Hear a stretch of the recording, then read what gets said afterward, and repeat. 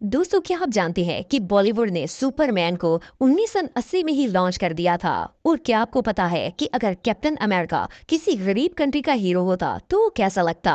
Plus क्या आपने कभी टीमों से ऑर्डर हुआ स्पाइडरमैन देखा है? स्पाइडरमैन दोस्तों, स्पाइडरमैन पर बहुत सी हॉलीवुड मूवीज बनाई गई है। स्पाइडरमैन 1, 2, 3, फिर स्पाइडरमैन होम कमिंग और फार फ्रॉम होम तक। इन सब फिल्म्स में स्पाइडरमैन का कैरेक्टर काफी कूल था। लेकिन स्पाइडरमैन भाई सिर्फ अमेरिका में ही नहीं बल्कि जापान में भी बहुत ही फेमस है। वैसे तो नॉर्मली जापान की चीजों की क्वालिटी काफी अच्छी होती है, लेकिन जापान ने बेचारे स्पाइडरमैन को ख्वार कर दिया है। वेल, ये जो चिंग पोंग स्पाइडरमैन आप देख रहे हैं ये मेड इन जापान है। असल में 1980 के दौर में जापान के अंदर स्पाइडरमैन की डिमांड बहुत ही बढ़ गई थी, तो जापान की एक टीवी चैनल ने स्पाइडरमैन ड्रामा बनाना शुरू कर दिया। लिटरली इन लोगों ने स्पाइडरमैन की इज्जत को इस हद तक रोल दिया कि बेचारा स्पाइडी किसी को मुंह दिखाने के लायक नहीं रहा। वेल, आप बिलीव नहीं करेंगे कि इस ड्रामे में स्पाइडरमैन के पास एक लोटे जैसी आवाज होती है जिसका बटन प्रेस करते ही स्पाइडरमैन की वर्दी उड़कर बाहर आ जाती है। सिर्फ इतना ही नहीं बल्कि इस वर्दी को देखकर ऐसा लगता है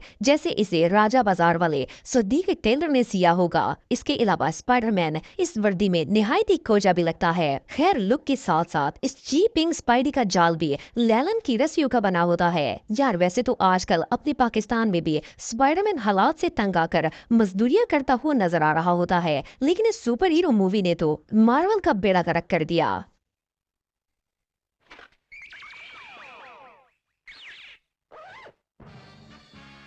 सुपरमैन दोस्तों, आप सबने हॉलीवुड की सुपरमैन और मैन ऑफ स्टील मूवी तो देखी होगी। ऑफ कोर्स सुपरमैन बहुत ही फेमस हीरो है, लेकिन क्या हो अगर मैं आपको बताऊं कि मैन ऑफ स्टील फिल्म बनने से कोई 25 साल पहले बॉलीवुड ने सुपरमैन को लॉन्च कर दिया था। दिल आपको जानकर हैरानगी होगी कि 1988 में दरिया दिल नाम की एक हिंदी मूवी रिलीज हुई थी जिसमें गोविंदा सुपरमैन बना होता है। ऑनेस्टली अगर कोई डीसी कॉमिक्स फैन इस फिल्म को देख लेगा तो इसका इंसानियत पर से भरोसा उठ जाएगा।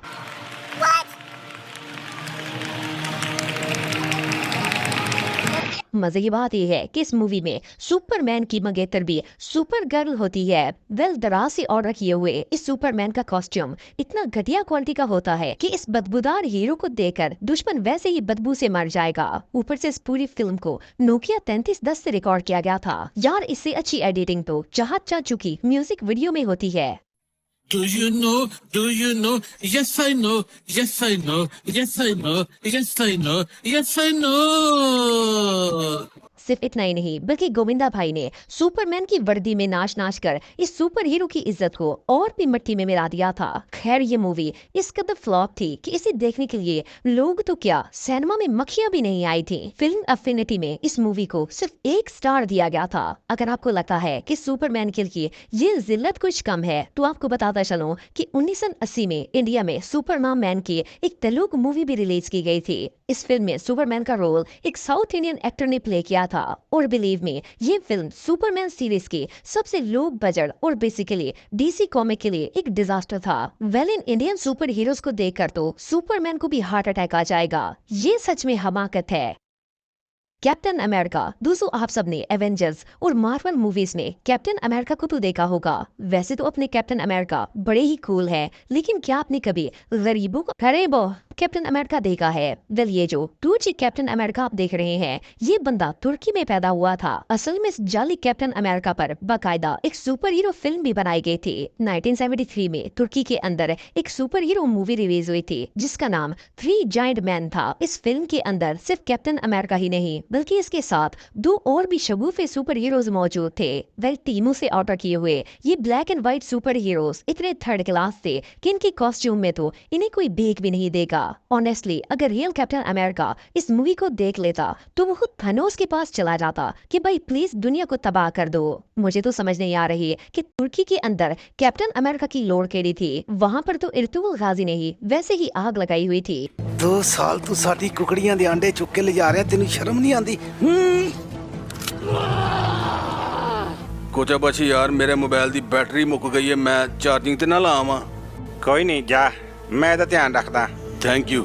बहरहाल जो भी हो, इस फ्लॉपे आजम मूवी में हीरो के स्टंट देखकर तो मेरे दिल में साउथ इंडियन मूवीज के लिए भी इज्जत काफी बढ़ चुकी है। मजे की बात यह है कि बात यहाँ पर खत्म नहीं होती, बल्कि इस फिल्म की स्टोरी भी किसी डिजास्टर से कम नहीं थी। असल में इस फिल्म की स्टोरी ये थी कि इस्तांबुल में क्राइम बहुत ही बढ़ जाता है, तो तुर्की की पुलिस रक्षा भेजकर अमेरिका से सुपर हीरोज को मदद के लिए बुलवाती है। वेल, इस मूवी को देखने के बाद तो किसी की भी आंखों में से खून निकल आएगा। वेयरवुल्फ, दोस्तों आप में से ज्यादातर लोगों ने Twilight saga the new moon film देखी होगी। इस फिल्म में जेकब नाम का एक कैरेक्टर होता है जो कि एक वुल्फ बन जाता है। इसके अलावा भी हॉलीवुड में बहुत सी ऐसी मूवीज हैं जिनमें वेयरवुल्फ को दिखाया गया है। असल में वेयरवुल्फ एक मिथिकल क्रीचर है जो कि इंसान और भेड़िए दोनों की शक्ल इख्तियार कर सकता है। हॉलीवुड मूवीज में तो ये वेयरवुल्फ्स काफी कूल लगते हैं, लेकिन जब डायरेक्टर्स के पास बजट बहुत ही कम हो तो वो भेड़िए की बजाय कुत्ते की खाल से भी वेयरवुल्फ बना देते हैं।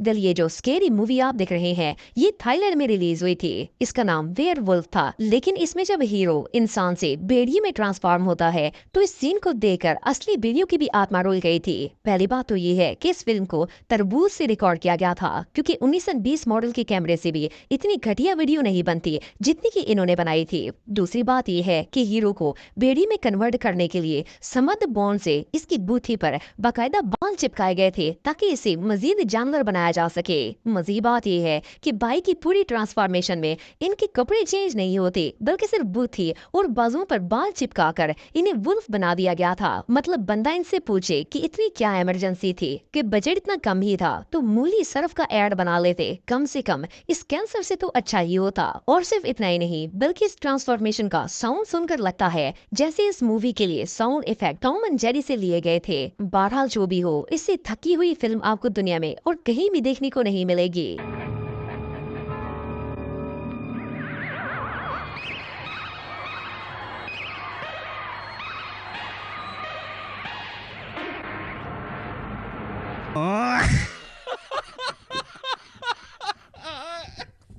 वर्स्ट सीजीआई, दोस्तों आप सब जानते हैं कि अफ्रीकन लोगों के हालात पूरी दुनिया में सबसे बदतर हैं। वेल, हालात चाहे कितने भी पतले क्यों ना हो, अब बंदे का फिल्म बनाने का दिल तो कर ही जाता है। ये जो नाइजीरियन मूवी आप देख रहे हैं इसका नाम वन डे गवर्नर है। इस मूवी में हेलीकॉप्टर का एक सीन आता है जिसने 10 रुपए वाले टॉय हेलीकॉप्टर को रियल दिखाने की हर मुमकिन कोशिश की गई है। पहले तो ये टॉय हेलीकॉप्टर ही एक नमूना था, लेकिन ऊपर से इस हेलीकॉप्टर के पायलट को शो करने के लिए एक बंदे को हेडफोन लगाकर गाड़ी के अंदर बिठा दिया गया। और सिर्फ इतना ही नहीं, बल्कि ये हेलीकॉप्टर अपनी 3 सवारियों के साथ क्रैश भी हो गया था। पहली बात तो ये है कि इस मूवी को पतीली के साथ शूट किया गया था। इसके बाद इस 1 पिक्सल वाले क्लिप को एडिट करने के लिए तरबूज का इस्तेमाल किया गया, फिर जाकर ये मास्टरपीस मूवी रेडी हुई। मतलब कुछ भी। मजे की बात ये है कि ये तो सिर्फ एक क्लिप था, सदके जाएं ये पूरी मूवी 2 घंटे से भी ज्यादा लंबी है और मूवी में इस तरह की बोंगियां मारी गई हैं कि इन्हें देखकर बंदे के 14 तबक रोशन हो जाते हैं। अच्छी बात यह है कि इस कैंसर फिल्म को सिर्फ 12,000 बंदों ने ही देखा था।